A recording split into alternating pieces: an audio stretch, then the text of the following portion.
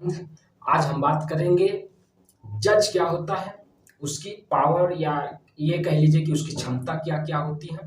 ठीक है? देखिए, जज उसे कहते हैं जो 2 पक्षों के मामलों को सुनकर सबूतों के आधार पर फैसला सुनाता है।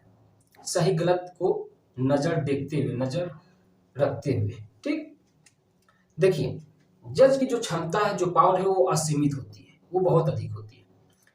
आपको मोटा-मोटी मैं बता देता हूँ कि जैसे गाँव में चुनाव होने वाला था। अब चुनाव के दौरान कई पक्ष होते हैं, आपस में मुठभेड़ भी होता है। तो एक पक्ष का जो नेता है वो बहुत ताकतवर था।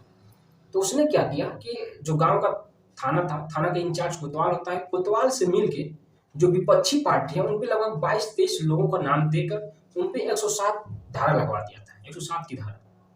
ठीक है? और कोतवाल ने 107 की धारा लगाकर उसको एसडीएम के पास पहुंचा दिया और एसडीएम ने उसको साइन कर दिया।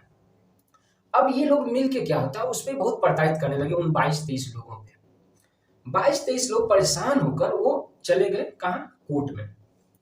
अब देखिए, जो कोर्ट होता है, कोर्ट का नाम सुनते ही बड़े-बड़े अधिकारी, बड़े-बड़े नेता जो होते हैं, उनके पसीने आने लगते हैं।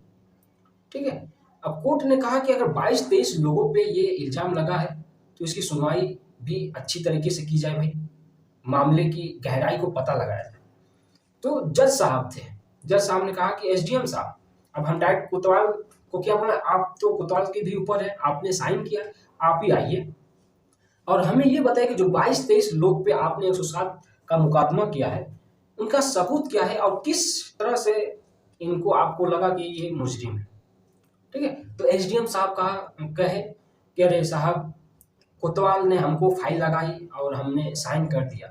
तो जज साहब ने कहा कि देखिए, मान लीजिए आप इंटरव्यू जैसे पेपर वेपर देते हैं, आप परीक्षा दिए और आपकी नौकरी लगने वाली है, उसी वक्त आप पे कोई केस होता है, तो आप उस पेपर में लिख के देंगे ना कि हम पे ये झूठा केस हुआ था, इसका मुकदमा चल रहा है, हम आगे की ऐसा कोई घटना नहीं होने देंगे, हम स्वीकारते हैं। समझ रहे हैं बात को? तो उसी तरह से जो 22-23 लोग हैं, उसमें से 1-2 हो सकता है चलिए, लेकिन 22-23 लोग बड़ी बात है ना।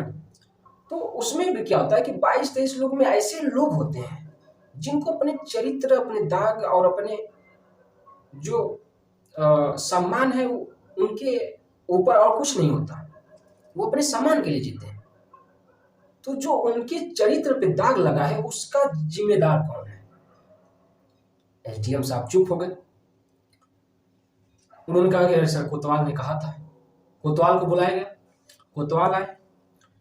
जज साहब ने उनसे भी यही सवाल पूछा, तो कोतवाल भी कहे सर, मुझे लगा कि ये मुजरिम है। तो जज साहब ने कहा कि चलिए, मुझे तो लग रहा है कि आप मुजरिम हैं, अब मैं आप पे केस दायर करता हूं। कोतवाल तुरंत हाथ जोड़ लिया, अरे साहब, कहा कि एसडीएम और कोतवाल जो होते हैं पढ़े लिखे दर्जे के लोग होते हैं, आप किसी पे संदेह के हिसाब से नहीं कुछ कर सकते जब तक सबूत इकट्ठा ना हो, ठोस सबूत ना हो या ठोस कोई कारनामा ना हो, तब तक आप किसी पे ऐसे केस नहीं दायर कर सकते। कोतवाल साहब को तो वहीं झाड़ दिया खड़े खड़े। कहा कि अभी वर्दी उतार देंगे, 2 मिनट लगेगा, अभी वर्दी उतार देंगे। जिस नेता की तुम दलाली करके आ रहे हो, ठीक, अभी सब कुछ निकाल देंगे यहीं पे खड़े खड़े। साइड में रहो, चल साइड में। तुरंत ही कोतवाल साहब साइड में हो गए। अब एसडीएम साहब, एसडीएम जो होता है पढ़े लिखे दर्जे के लोग होते हैं, ये ज्यादा पढ़े लिखे होते हैं, तो इनको जो चीज साइन वगैरह जो भी करनी होती है सोच समझ के करना होता है। ऐसे नहीं कि फाइल आई आप साइन करके चल दिए। तो एसडीएम साहब से जज ने सवाल किया कि बताइए क्या किया जाए। तो एसडीएम साहब ने हाथ पकड़, अरे साहब माफ करिए।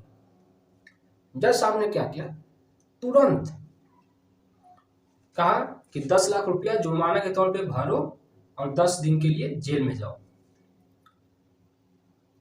एसडीएम साहब कहा, अरे साहब माफ करिए।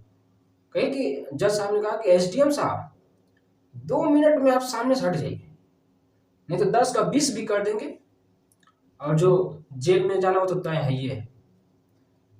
वकील साहब अरे चल हट हट हट चल जा। तो ये होता है जज का पावर। कोर्ट का नाम सुनते सुनते ना बड़े बड़े अधिकारी, जो नेता, सभी के पसीने आ जाते हैं, भुला जाते हैं कि क्या बोले उस कोर्ट के सामने। लेकिन जज को भी कभी कभी नचा देते हैं सब, वकील सब।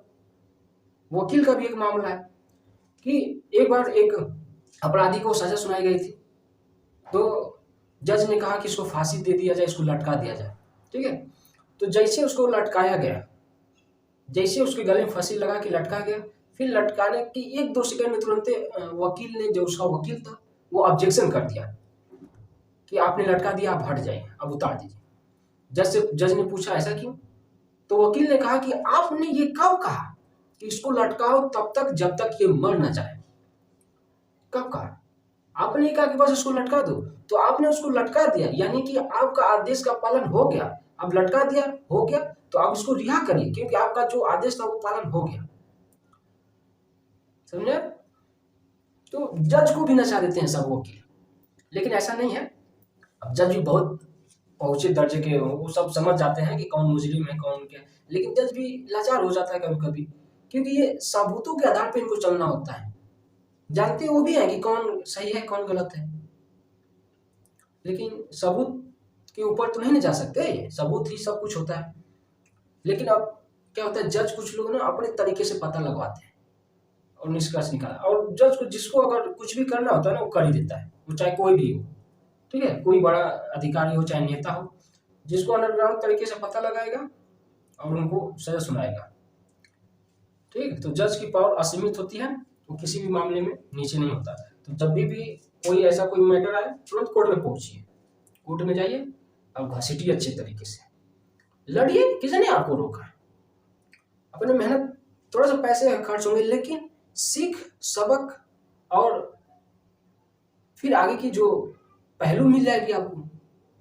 समझे? तो किसी से नहीं डरना।